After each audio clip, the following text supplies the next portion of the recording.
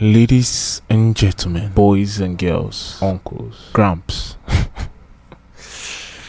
The season has ended. The drama also ended with it. But the stories will continue to be told. Tottenham won its first European trophy in 17 years. Bologna won its first cup or major trophy in only God knows when. Harry Kane won his first trophy in his career, same with Son. Now to top the icing on the cake, PSG smashed Inter 5 goals to nil. Never ever done in a European final, and they smashed them real good. Perfect tribute to Zana, Luis Enrique's daughter. What a way to win a final. Now PSG won its first European trophy in its history. At least we didn't lose 5-0. We did that also with a European trophy. Also achieving a treble.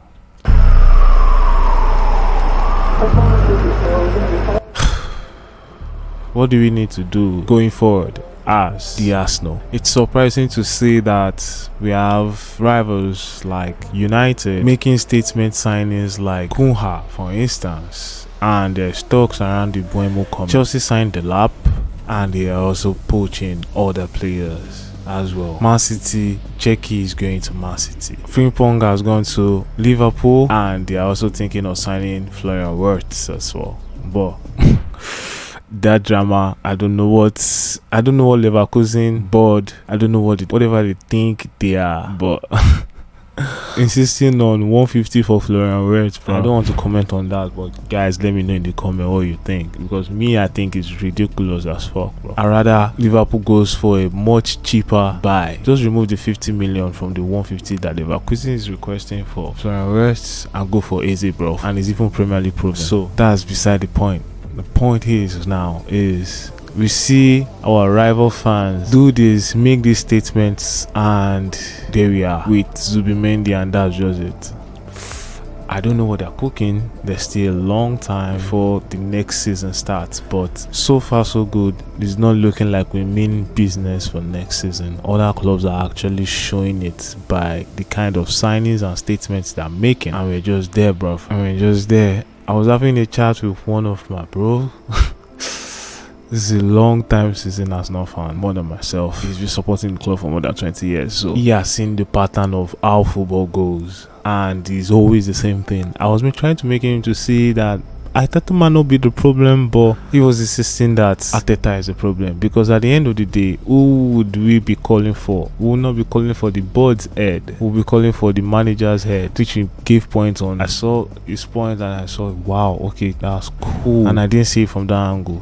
So I understand the point of a section of our fan base actually calling for Arteta's head, which is rightfully and deservedly so. But if we take everything into context, there's a lot happening that we might not know. Because I also painted scenarios that maybe Arteta actually has some players that he wants to get, and the board don't want to get these players for him, and he was saying no, if you don't speak up like the way other managers are speaking up. Conte actually spoke up at his time in Tottenham when the board were actually trying to mess up his job, but Conte actually had to come out to speak up, and you can actually see now he has actually done the same thing. He's a serial winner, bro. So if he comes out to the board to say this and what is not listening, and he comes out publicly with the same thing that he's telling the board, he actually has something in mind that he wants to do for the club, because that nigga is a serial winner. He had already won with Napoli again, with the sort of rejected players like McTominay for Man U, Lukaku as well, and he did it with that squad, man. So Arteta is supposed to come outside to talk about these things publicly.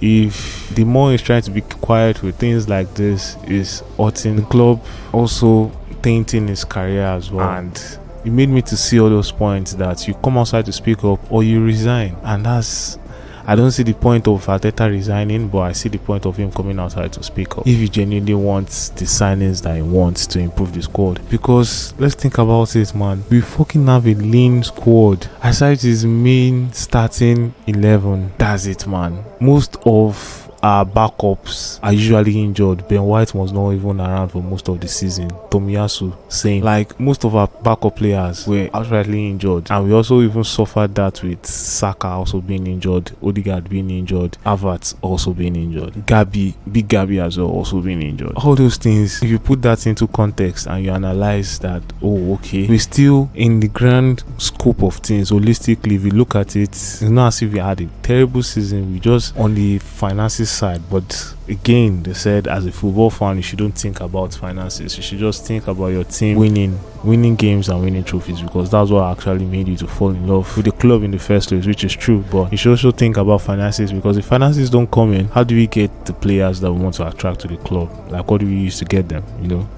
And yes, it's not looking good for us at all. It's not looking good for us at all. This time, I don't even see us finishing second. Imagine three-pitting finishing second. I don't know, man. I mean, Wenger would have gotten by now £5 player, £3, whatever. We have his stack squad, man, of quality players, but he got at a cheap sale. It's just I don't even know, man. You know, an area that's supposed to also be a backup was injured at some point too. Like that brother is just even starting his career and his life. I'm just hopeful for next season. Like they say, it's the hope that kills you, but I'm hopeful for next season. But let's see how it goes. Yeah, I want to hear from you guys, your comments, suggestions, whatever you think about how the club is going, your thoughts on Arteta, your thoughts on current situation, your thoughts on the season holistically, your thoughts on Man U. I'd like to hear from you guys, and I'll see you in the next one. Stay safe, guys. Peace.